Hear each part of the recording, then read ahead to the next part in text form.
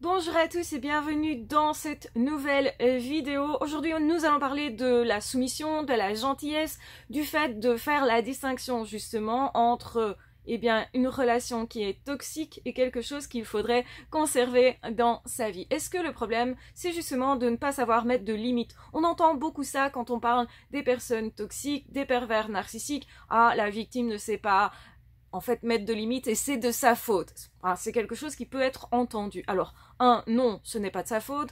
2, on doit comprendre vraiment la situation d'emprise avant de dire quoi que ce soit. Souvent, les personnes qui disent ça ne comprennent pas ce que c'est que l'emprise. Parfois, elles l'ont pourtant vécu, mais elles n'ont pas l'analyse suffisante pour pouvoir se rendre compte que l'emprise, c'est quelque chose qu'on t'impose. Et on te l'impose par tes peurs, en jouant avec tes rêves, en jouant avec tes peurs, en jouant avec des émotions en réalité. Et en réalité, nous avons tous des émotions, donc ça veut dire qu'on est tous plus ou moins manipulables et manœuvrables. Et plus on va avoir à cœur de créer une relation, et plus justement on a des doutes au fond de nous de est-ce que je suis capable de créer une belle relation d'amitié ou d'amour ou d'être accepté dans un travail, plus on a des doutes parce que peut-être on vient de situations où c'était compliqué, on a vécu des traumatismes ou bien on a été rejeté, on a tous des fragilités et on a des instants effectivement où on est plus facilement manipulable parce qu'on est plus fragile. Et les manipulateurs le savent, ils vont repérer les personnes fragilisées par un événement, ça peut être un deuil, ça peut être la perte de son travail, ça peut être un rejet, ça peut être une rupture amoureuse, bref, on est tous et on a tous vécu ce type de situation et donc c'est tout à fait normal d'être plus sensible à certains moments qu'à d'autres, à ce qu'on va nous promettre en fait. Et donc plus effectivement il a été blessé dans le passé et plus généralement on a envie de ce qu'on n'a pas eu.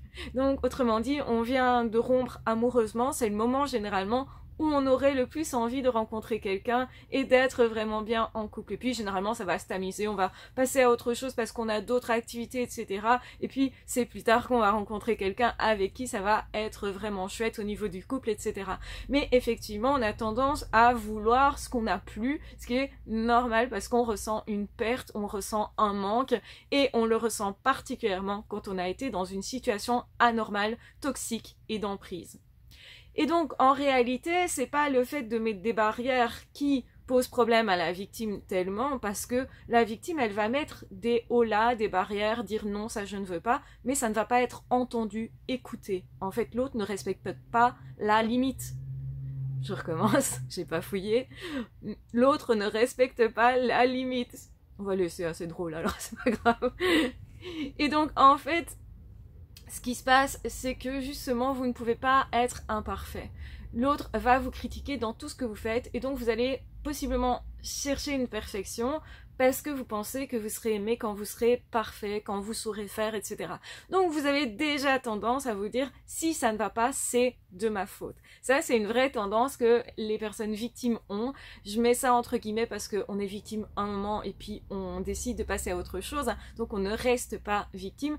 À l'inverse des personnes qui se victimisent et qui vont dire pauvre de moi, c'est parce que j'ai vécu ça que je suis comme ça et que je suis agressif, méchant, etc. Non, ça, ce n'est pas être victime d'un pervers narcissique, ça, c'est soi-même être un bourreau, un tortionnaire et quelqu'un possiblement qui sera toxique parce que la personne ne se prend pas en charge. Donc la personne qui est vraiment une personne qui est victime d'un pervers narcissique, généralement, c'est plutôt quelqu'un qui prend trop les choses à cœur, en charge, en croyant que le problème vient d'elle-même.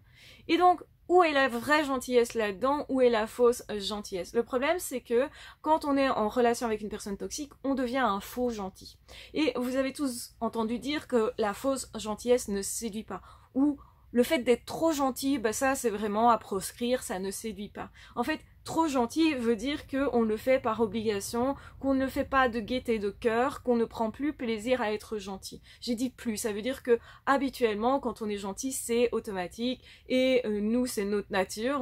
On a tendance à considérer que c'est notre nature, que c'est tellement gai d'être gentil et d'échanger avec la personne et généralement, l'autre personne va être touchée par notre gentillesse et va nous rendre quelque chose aussi qui est de la gentillesse et donc cet échange va être vraiment super intéressant, créer les belles relations d'amitié, d'amour, etc. Et quand c'est ce qu'on cherche, automatiquement, on va être gentil parce que c'est ce qui est le plus malin, le plus intelligent et le plus adéquat aussi parce qu'on a une certaine intelligence relationnel que n'a pas la personne toxique.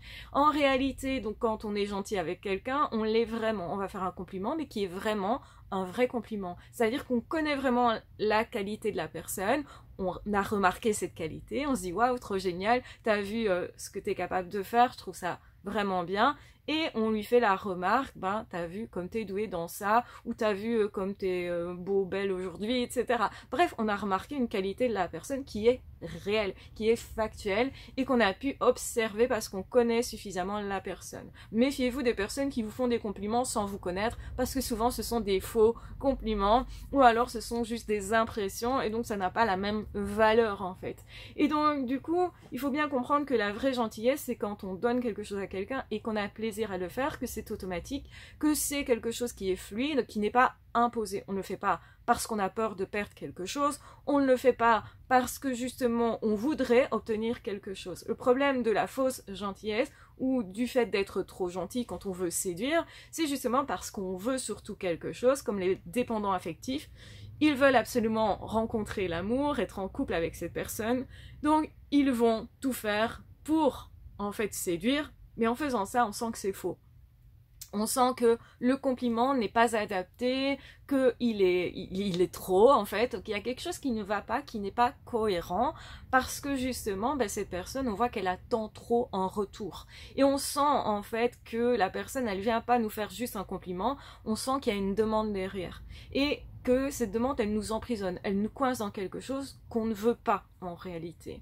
Et donc du coup, c'est ça qu'on appelle être trop gentil, et c'est pas du tout séduisant parce qu'on sent que la personne, elle essaye en fait d'imposer sa présence, d'imposer son amour, son rêve de ce couple-là, alors que nous, on n'a pas forcément envie d'être en couple avec cette personne, on n'a peut-être pas encore décidé d'être en couple ou non avec cette personne, mais quand on voit, on ressent que quelqu'un veut nous imposer quelque chose, on a tendance à mettre cette personne sur le côté, parce que c'est tout ce qu'on veut pas en fait dans un couple, ce qu'on veut, c'est être libre dans une relation d'amitié, d'amour, et au niveau du travail, généralement, on cherche de la liberté. Plus on va nous imposer, plus on va mettre ça de côté parce que ça ne nous correspondra pas. On veut rester des êtres libres qui décidons de nos vies, et encore plus aujourd'hui parce qu'on est quand même dans une société individualiste où on prône justement les choix personnels. Donc ça prend encore plus de place aujourd'hui dans les fonctionnements de la société généralement. Donc autrement dit, ce qui se passe, c'est que quand on est face à une personne toxique, on sent que la personne nous impose, nous oblige à être gentil, et en fait on le fait finalement pour être tranquille, pour être déchargé de quelque chose, parce qu'on a peur qu'il arrive quelque chose, pour éviter un conflit, on va en fait se plier à ce que l'autre veut, mais en fait c'est de la manipulation. On ne l'aurait pas forcément fait si l'autre n'avait pas été là pour nous imposer quelque chose. Et au début, ce sont des petites choses, donc on se dit c'est pas très grave, on va faire des compromis en couple et on en fait tous plus ou moins. Et parfois, effectivement, on se force un peu quand même. Donc on a tous été dans des situations où on se force un petit peu pour les autres parce qu'on n'avait pas vraiment envie. Nous, on avait envie ou besoin d'autre chose. Et ça arrive en fait. C'est ça aussi une relation, c'est qu'on n'a pas toujours envie de la même chose en même temps. Donc c'est ok aussi. Mais le truc c'est qu'avec une personne perverse narcissique, ça va être à l'extrême. Finalement, on va céder alors que ce qu'on fait finalement est mauvais pour nous. Est à l'avantage de l'autre, mais à court terme, on pense que ça va être apaisant au moins, déstressant au moins, parce qu'en fait on essaye de se débarrasser d'une tension que l'autre a créée par sa demande ou par justement quelque chose que cette personne essaye de nous imposer. Et cette personne va utiliser la morale, tu devrais faire ça si tu m'aimes par exemple, et donc malheureusement on se sent obligé de faire quelque chose parce que sinon on a une idée sur nous qui est négative, et si on n'avait déjà pas une grosse estime de nous, eh bien on a tendance du coup à coller à cette image que si on ne fait pas ça, eh bien oui c'est vrai, c'est qu'on n'aime pas, et comme ils sont très logiques, eh bien on a tendance à aller dans leur sens. Du coup on a tendance à se plier à quelque chose pour lequel on ne devrait pas se plier parce qu'en fait finalement c'est à notre désavantage. Sur le long terme ça nous emprisonne toujours et toujours plus, et finalement on se retrouve coincé dans toute une série de promesses qu'on n'a même pas faites, mais qu'on se sent obligé de tenir. Donc c'est ça le problème, c'est que finalement on n'est plus libre d'être nous, et on ressent qu'on marche sur des œufs en permanence, on ressent que, eh bien, on n'a plus envie d'être là, on n'a plus le choix surtout. Et c'est ce non-choix-ci qui va nous pousser à, à essayer de ne pas voir clair dans la situation parce que c'est trop douloureux dans un premier temps. Quand on se sent coincé dans une situation avec pas de moyens d'action, on est plus dans un état de sidération et donc on va pas bouger pour sortir de cet état-là parce qu'en fait on est estomaqué. On ne sait pas comment réagir. Et ça, les pervers narcissiques, ils vont utiliser le chaud et le froid pour brouiller notre cerveau, qui reçoit des infos contradictoires et qui va se dire « je comprends plus rien » en fait. Et donc je ne sais plus quoi conclure, je ne sais plus comment agir. Et donc du coup, la seule conclusion qu'on peut faire, c'est « ben non, au tout début, cette personne avait l'air extrêmement gentille, extrêmement attentive, etc. » Et donc c'est cette image de première impression qui va prendre le dessus et ça va expliquer que beaucoup de personnes vont rester dans des situations avec lesquelles elles ne sont absolument pas d'accord. Donc il faut arrêter de dire que la victime elle est ok, que c'est pas grave, qu'elle trouve des bénéfices à la situation.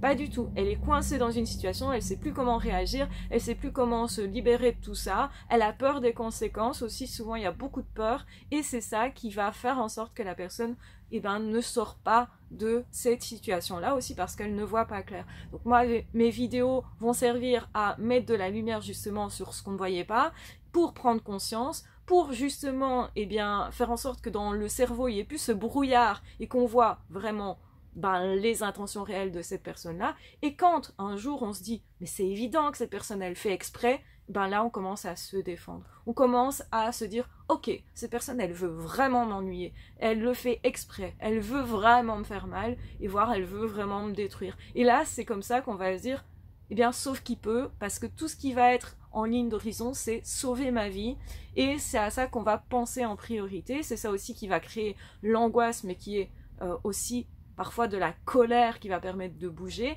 et c'est ça qu'il faut créer chez les personnes qui sont victimes de ça, pour qu'elles aient l'impulsion pour se libérer, se protéger, se mettre dans un refuge, se mettre quelque part où elles pourront être en sécurité, et aussi pour se recréer à l'intérieur en disant mais en fait j'ai toujours eu raison dans ce que je pensais, il faut que j'arrête d'écouter cette personne parce qu'elle me raconte n'importe quoi, elle embrouille mon cerveau, elle essaye de me faire croire que je suis une mauvaise personne, que je suis pas une personne intéressante et que personne ne voudra jamais de moi et que je ne retrouverai jamais un boulot et que personne ne m'aime au travail et que tout le monde est contre moi, et tout ça est faux en réalité. Ils vont se servir d'un tout petit fait qui peut être vrai pour l'attiser. Ils vont aussi inventer des histoires, créer des histoires pour que les autres ne vous aiment pas, alors qu'à la base ces personnes-là, elles vous appréciaient ou elles ne vous connaissaient simplement pas. Et le truc, c'est qu'il faut très peu d'éléments sur une personne pour commencer à croire qu'on la connaît. Et donc, du coup, en fait, ces personnes-là vont se faire des idées qui sont absolument pas ce que vous êtes. Et ça, souvent, c'est extrêmement choquant de constater qu'on n'arrive pas à remettre la vérité en place sur qui on est vraiment. Moi, je dis, il faut arrêter d'essayer, justement, de renverser la situation dans le sens de sauvegarder son image. Le jour où vous allez vous dire, peu importe ce qu'on pense de moi, je m'en fiche de ce qu'on pense de moi, ce qui est important pour moi, c'est sauver ma vie. Peu importe que les autres ne voient pas dans quoi je suis et dans quel danger je suis, l'important pour moi, c'est d'arrêter de subir ça et de me libérer de ça. Et en fait, aussi, c'est de constater qu'on a souvent toutes nos capacités pour s'échapper de cette situation-là. Et justement, il faut faire la distinction entre, oui, j'ai envie d'être gentil, mais j'ai le droit de l'être, mais j'ai aussi le droit de ne pas l'être. Et une personne qui est vraiment gentille, c'est quelqu'un qui prend le droit à certains moments de dire, ben non, avec cette personne-là, moi je veux pas l'être, ça ne m'intéresse pas. Simplement, je veux garder cette gentillesse, je veux garder parce que c'est une qualité humaine importante, mais j'ai pas envie d'être gentil avec n'importe qui, n'importe comment. C'est avec des personnes qui me touchent que j'ai envie d'être gentille, c'est parce que ce sera naturel pour moi à ce moment-là et parce que je serai disponible, moi, avec mon temps d'humain, avec mon argent aussi, avec mon attention, avec aussi mon état d'esprit, et je tiens compte de dans quel état d'esprit je suis et de quoi j'ai besoin moi. Prioritairement, peut-être, j'ai besoin moi de repos, j'ai besoin moi de me relaxer, j'ai besoin moi d'autre chose, et donc du coup je peux aussi dire non sans que ça soit forcément quelque chose de méchant. Quelqu'un qui va tout le temps vous dire que si vous dites non c'est méchant, c'est quelqu'un qui interprète de façon négative vos actions, et vous ne devez pas forcément interpréter de la même façon vous, vos actions, surtout quand vous expliquez ce qu'il y a derrière et que la personne ne veut pas écouter, ne veut pas dialoguer avec vous, là ça montre aussi qu'il y a un manque de respect de la part de cette personne. Et généralement c'est ce que font les personnes qui manipulent, c'est toujours utiliser la morale et vous dire « Ah mais si tu fais ça, ça veut dire que tu n'es pas une belle personne. Ah mais si tu me dis non, ça veut dire que notre amour ne compte pas pour toi, etc. etc. » Et ça, ce sont des conclusions hâtives qui ne sont pas en rapport avec la réalité. Vous avez le droit aussi, vous, de choisir d'être gentil ou non, de collaborer ou non, d'être présent ou non.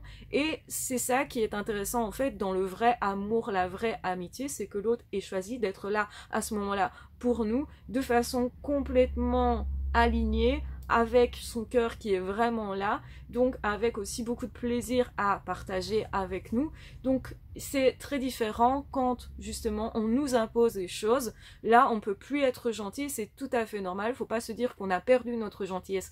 Pour autant ça veut dire que la situation est anormale, ça montre quelque chose de toxique et peut-être qu'il faut regarder au bon endroit où est le problème.